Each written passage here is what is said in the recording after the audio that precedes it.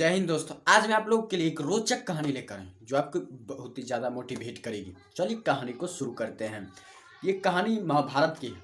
महाभारत युद्ध खत्म हो चुका था। राजा युधिष्ठिर जो है हस्तिनापुर संभाल चुके थे और जनता भी उससे खुश थी।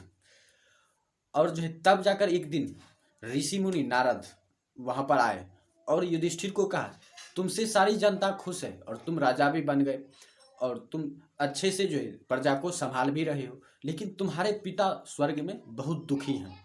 तब वह कारण पूछते कि आखिर मेरे पिता स्वर्ग में क्यों दुखी हैं। तब वह नारद मुनि बताता है कि तुम्हारे पिता की इच्छा थी कि वो जो है अश्वमेध यज्ञ कराएं, लेकिन वो जो नहीं करा पाए और इसीलिए वो दुखी हैं। तब ये बात सुनकर जो युधिष्ठिर ठान लेता है कि अब अपने पिता का सपना वो पूरा करेंगे और वो अश्वमेध यज्ञ हस्तिनापुर में कराएंगे। लेकिन जो वह लोगों को आमंत्रित करना चाहते थे उसमें जो उन्होंने ऋषि पुरुष मिर्गा ऋषि पुरुष मिर्गा जो कि शिव भगवान का बहुत ही बड़ा भक्त था, उनको जो युधिष्ठिर ने निमंत्रण देना चाहा या इनवाइट करना चाहा। तो ये निमंत्रण देने का कार्यभार जो उन्होंने भीम को सौंपा। तो भीम जो है चल दिया ऋषि मिर्गा को पुरुष को ढूंढने। उसका जो ऋषि का पूरा नाम था पुरुष मिर्गा। तो ये जो नाम के तरह ही इनके चेहरे भी थे। पुरुष मिर्गा मतलब होता है हिरण। तो आधा शरीर उनका पुरुष का था और आधा शरीर पैर जो है उनका मृग का था, इसीलिए जिसका नाम जो पड़ा वो पुरुष मिर्गा पड़ा। और भीम को जाते वक्त जो है श्री कृष्ण ने ये समझा दिया था कि वो जो है अगर तुम उनसे हार गए, मुकाबले में हार गए, तो वो तुम्हें खा जाएंगे। तो भीम को थोड़ा भय लगा, लेकिन जो है वो उन्हें जो अपने भाई का आज्ञा का पालन करना था और उनमें अहंकार भी था भीम में। तो वो चल दिए। रास्ते में उन्हें जो हनुमान जी मिले और चूंकि वो भी पवन पुत्र और भीम भी पवन पुत्र, इस रिलेशन से दोनों भाई हुए। लेकिन उन्होंने देखा कि इनको जो अहंकार है भीम को, लेकिन उन्होंने उस समय उन्हें कुछ नहीं बोला। बस सारी वृत्तांत तब भीम ने सुनाई कि आखिर उसने यहाँ आने की कष्ट क्यों किया। तब जो है हनुमान जी उन्हें अपने 3 बाल देते हैं और कहते हैं ये तुम्हें मुसीबत से बताएगी और ये जो तुम्हें हेल्प करेगी, इसलिए तुम इसे रख लो। और भीम वो 3 बाल लेकर चल देता है ऋषि मृगा के पास और जंगल में जाते जाते देखता है कि ऋषि मृगा जो है शिव भगवान की पूजा में मग्न है।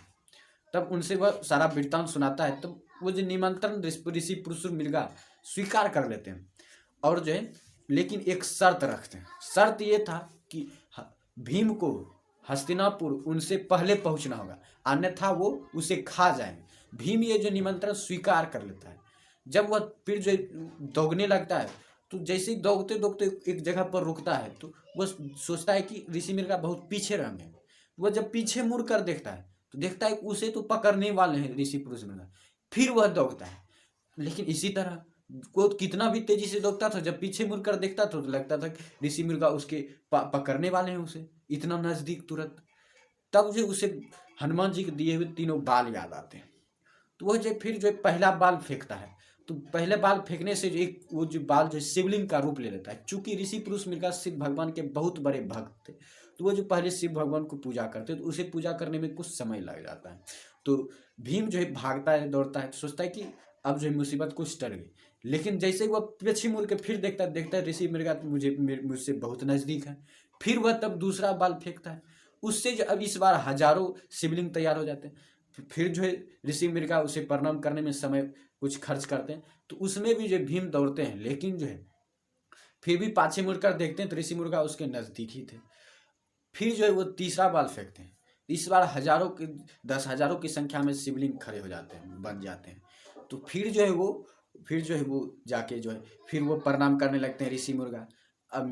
अब जो है फिर उसको कुछ समय लग जाता है। इतने देर में वो दौड़ते दौड़ते जो है भीम जो है हस्तिनापुर के द्वार तक पहुंच जाता है।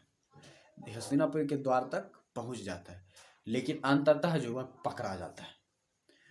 अब जो है वो उसे खाने के लिए तैयार ही होते हैं कि हस्तिनापुर का द्वार खुलता है तो वहाँ पर श्री कृष्ण और जो है युधिष्ठिर खड़े होते हैं।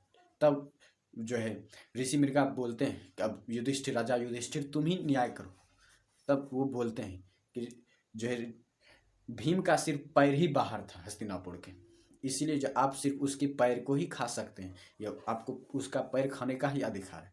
तो इससे खुश होकर जो है वो उसे छोड़ देते हैं, उसे जीवन दान देते हैं और अश्वमेध यज्ञ में भाग लेते हैं और उसे संपन्न भी करते हैं। लेकिन सीखने वाली बात यहाँ है कि भीम हार क्यों गया, जबकि जो भगवान हनुमान ने जो है उन्हें समय भी दिया था रोकने के लिए ऋषि मृगा को, फिर भी वो हार गए। क्यों? तो इसका कारण था भीम का अहंकार। जब वह मंजिल तक पहुंच गया, हस्तिनापुर के द्वार तक पहुंच गया, तो उसे लगा कि अब मैं तो हस्तिनापुर पहुंच चुका हूं, जबकि वह हस्तिनापुर के बाहर ही खड़ा था। इस कारण से जो वहां पर उसने कुछ समय वहां पर उन्होंने भी खर्च कर दिया।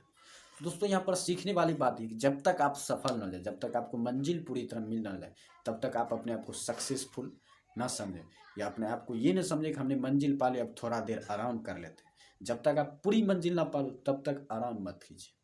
तो वीडियो कैसी लगी लाइक कीजिए और कमेंट में जरूर लिखिए और चैनल को सब्सक्राइब जरूर कीजिए।